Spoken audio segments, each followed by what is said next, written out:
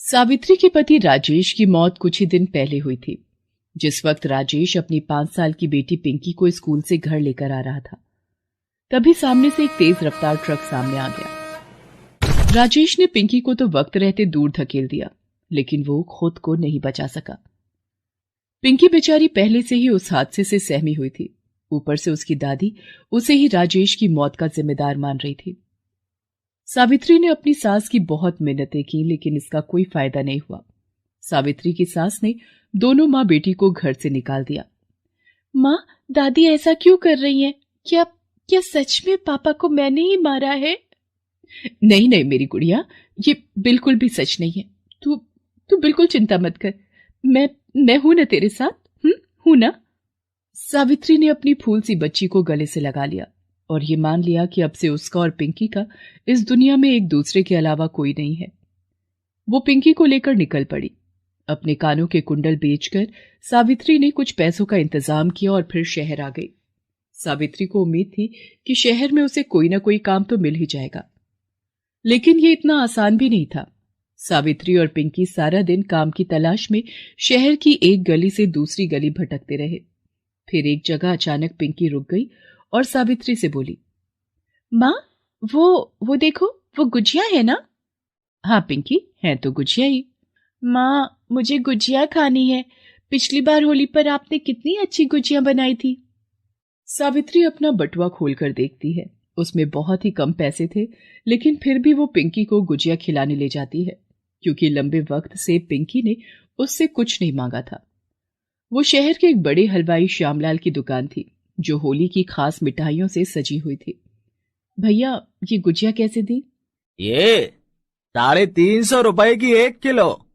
अच्छा, और वो वाली? वो 400 रुपए की 1 किलो है। भैया, एक गुजिया कितने की दोगे? क्या कहा? एक गुजिया? लग ही रहा था मुझे। तुम जैसे फटीचरों की किस्मत ऐसी नहीं कि मेरी दुकान की गुजिया खा सको। भैया, हम मुफ्त में थोड़ी ही मांग रहे हैं, बच्ची का मन है खाने का। अच्छा, तो ला, पूरे 20 रुपए की है एक गुजिया, ला दे। सावित्री फौरन अपने बटुए से 20 रुपए निकालकर श्यामलाल को दे देती है। श्यामलाल के पास अब कोई चारा नहीं था।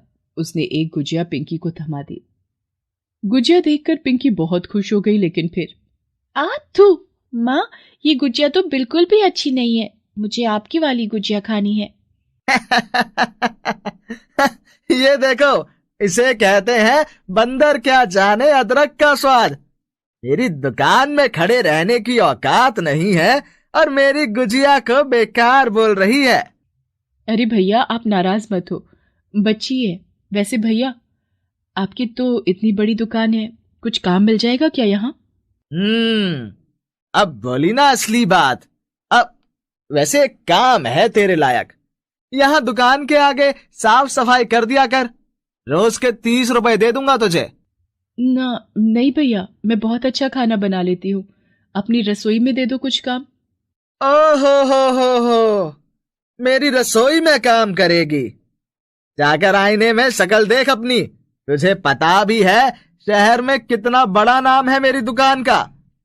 एक से एक खानसामे है मेरे पास, उन्हें हटाकर मैं तुझे रख लूं? मेरा दिमाग इतना खराब नहीं हुआ अभी। अब तू भी अपने दिमाग को ठिकाने पर ला और निकल मेरी दुकान से। न जाने कहां कहां से आ जाते हैं। श्यामलाल सावित्री और पिंकी को अपनी दुकान से बाहर निकाल देता है।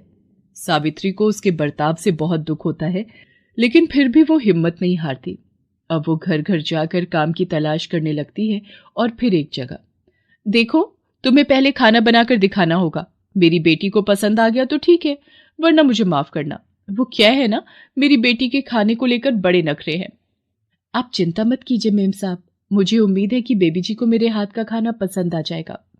वो घर मालिनी का था। शहर की बड़ी सोसाइटी में वो एक आलीशान घर था। घर के हर काम के लिए अलग अलग नौकर थे वहां, और वहां अब सावित्री को अपनी जगह बनानी थी। उसने पूरी मेहनत से खाना बनाया और फिर डाइनिंग टेबल पर।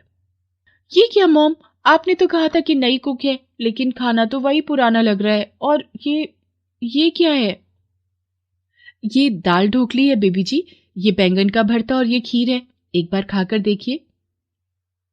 ओके, बट अगर मुझे टेस्टी नहीं लगा तो मैं आगे नहीं खाऊंगी, ठीक है? आप बुरा मत मानना फिर। जी बेबी जी, कोई बात नहीं, अगर आपको पसंद ना आए तो आप मत खाना। निशी सावित्री का बनाया हुआ खाना चखती है और उसके बाद तो वो रुकती ही नहीं। अरे निशी, कुछ बताओ तो सही, कैसा लगा खाना? मॉम रियली इट्स ऑसम, अब मुझे खाने दो। अपनी बेटी को कई सालों के बाद इस तरह चाव से खाना खाते देखकर मालिनी बहुत खुश हो जाती है। वो सावित्री को अच्छी पगार पर अपने यहाँ रख लेती है। वे अपने ही घर में सावित्री और पिंकी को रहने के लिए एक सर्वेंट रूम दे देती है। सावित्री अब बहुत खुश थी। वो पूरे मन से खाना बनाती और सभी उसके हाथों के स्वाद की तारीफ करते नहीं थकते थे। फिर एक दिन, निशी, तुम्हारी फ्रेंड्स की लिस्ट रेडी हो गई क्या? होली की पार्टी के लिए सबको इनवाइट करना है। यस मॉम, ये रही लिस्ट। अच्छा मॉम, स्नैक्स का कैसे करना है?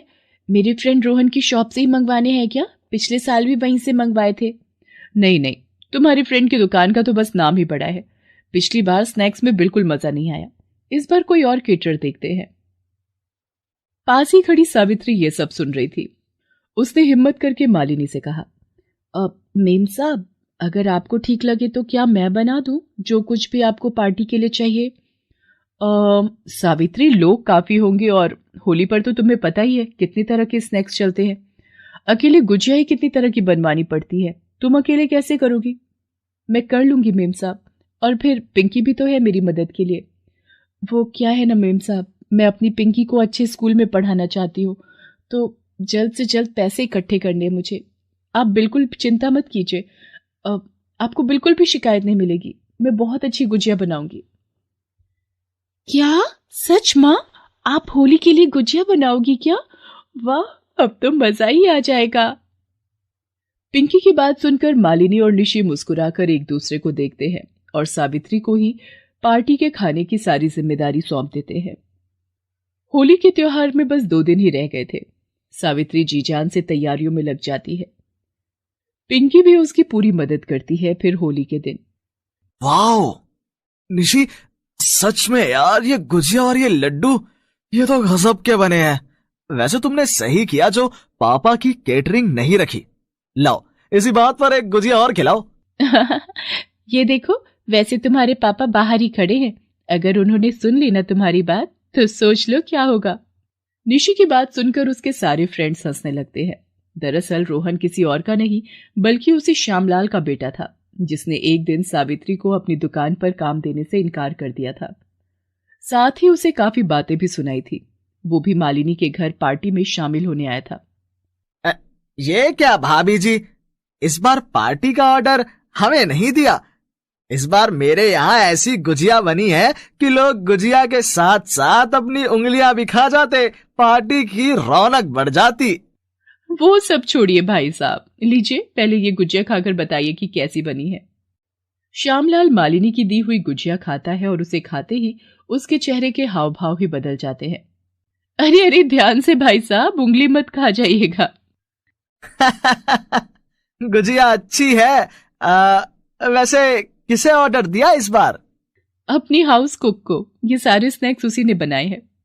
अच्छा, ये तो बड़ी अच्छी बात है। जरा मिलवाइए तो। मालिनी श्यामलाल को सावित्री से मिलवाती है। सावित्री को देखते ही श्यामलाल चौंक जाता है। उसे वो सब कुछ याद आ रहा था जो उसने सावित्री को उस दिन कहा था। वो तुरंत ही सावित्री के सामने हाथ जोड़ लेता है पर कुछ कह नहीं पाता। अरे पापा, ये क्या कर रहे हैं आप? ऐसे हाथ क्यों जोड़ रहे हैं? मां अन्नपूर्णा के स्वरूप के सामने हाथ ही जोड़े जाते हैं बेटा, और मैंने तो इनका अपमान किया है। शायद इसलिए होली जैसे बड़े त्योहार पर भी मेरी दुकान में रौनक नहीं है। इतना कहकर श्यामलाल की आंखों में आंसू आ जाते हैं। उसे अपने किए पर बहुत पछतावा हो रहा था। वो सावित्री से माफी मांगता है, साथ ही उसे अपनी रसोई में काम करने का ऑफर भी देता है।